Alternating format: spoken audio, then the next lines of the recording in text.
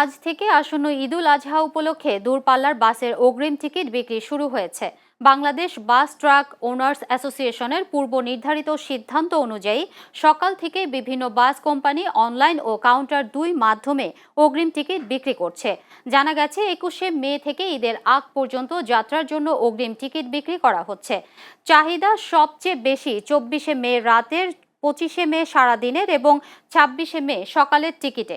সরকারি ছুটি 25শে মে থেকে শুরু হওয়ায় এসব দিনের টিকিটে বাড়তি চাপ দেখা যায়। এদিকে Bangladesh bus truck owners association জানিয়েছে, বিআরটিএ নির্ধারিত ভাড়ার বাইরে অতিরিক্ত ভাড়া নেওয়ার সুযোগ নেই।